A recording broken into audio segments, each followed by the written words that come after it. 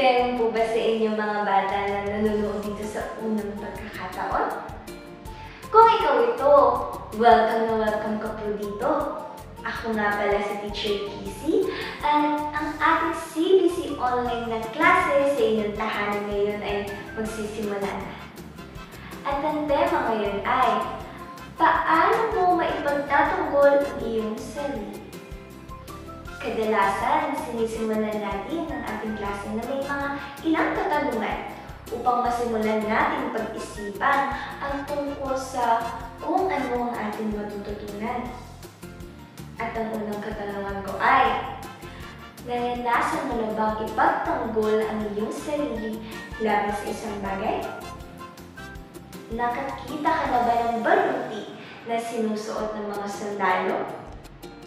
At alam mo ba kung paano natin maipagtatanggol ang ating sarili mula sa pag-atake ng masama? Natutunan natin sa CBC na nabubuhay tayo na parang tayo ay nasa isang lugar ng labanan at tunay na tayo ay nabubuhay sa isang tunay na labanan.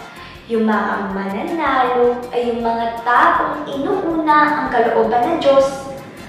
Opo, tama po iyon. Ang masama na ating kalaban sa labanan nito ay may mga estratehiya at isa na dito ang mandaya. Ginagawa niya ang lahat para ma-distract tayo at gusto niyang gawin natin ang ating kalooban na naghihiwalay naman sa atin sa Diyos. At ang gusto naman ng Diyos para sa atin ay mabuhay tayo magpakailanman kasama niya. Kaya ipinadala niya ang kanyang kaisa-isang anak upang mamatay para sa atin at iligtas tayo mula sa ating mga kasalanan at sa mga akusasyon ng masama.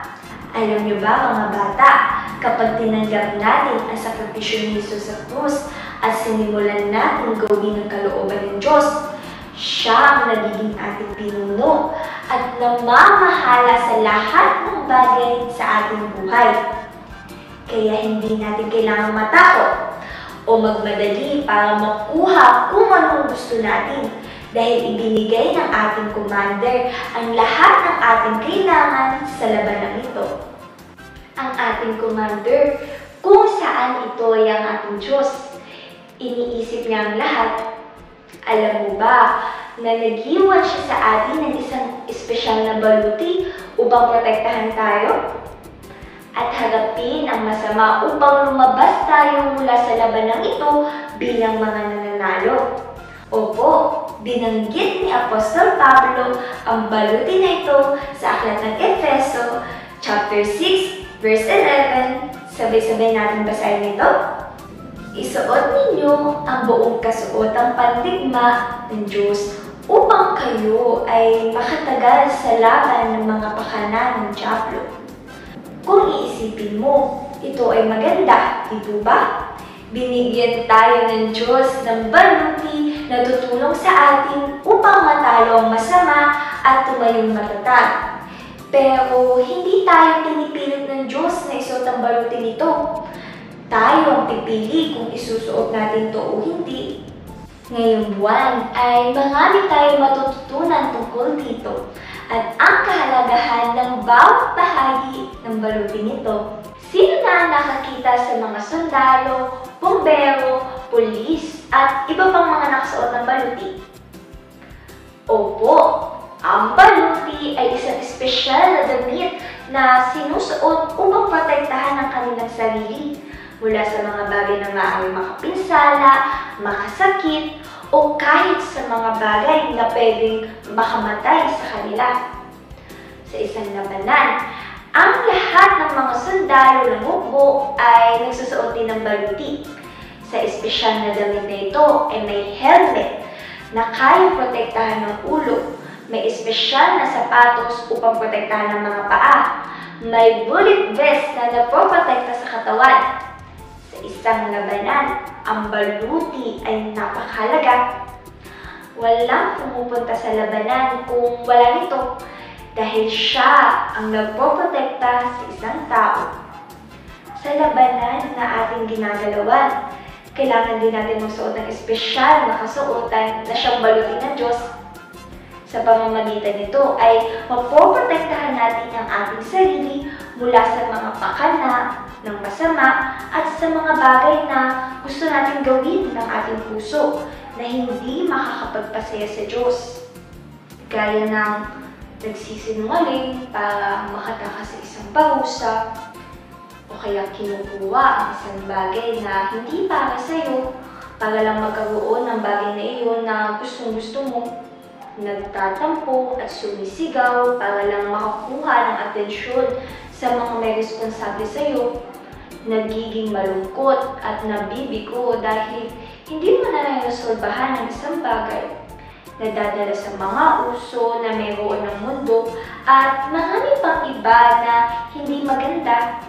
Sa pamamagitan lamang ng pagsuot ng balutin ng Diyos, maaari tayong lumaban at maabot natin ang dulo ng labanan at sa bandang huli ay maging matagumpay.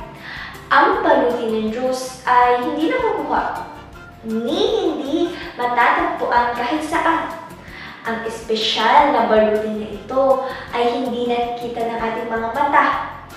Upang makita natin ito, kailangan natin gamitin ang ating pananampalataya. Dahil kung paano ang ating kalaban, ang masama, ay hindi natin nakikita, ang balutin na ito ay hindi natin nakikita. Isa lang ang paraan upang makuha at matanggap ang balutin na iyon. Sino ang nakakaalam kung paano? Maaari mo ito hilingin sa Diyos at piliin mong gawin ang bawat parte ng balutin.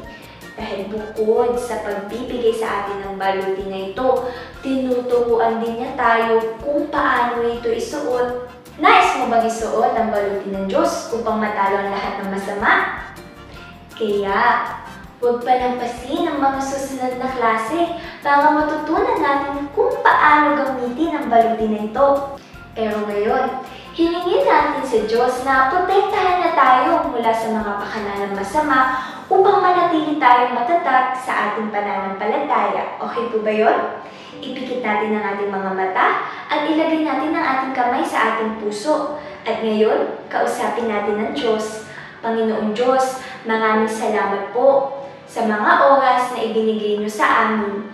Panginoon, natutunan namin, Panginoon, na nais mo kaming protektahan laban sa masama, kaya ipinadala mo sa amin, Panginoon Diyos, ang mga balutin na ito para magamit namin proteksyon laban sa mga ginagawa ng masama sa aming buhay. Panginoon, tulungan mo kaming gamitin ito at mamuhay, Panginoon Diyos, na ligtas at manatili sa labanan na ito na nananalo.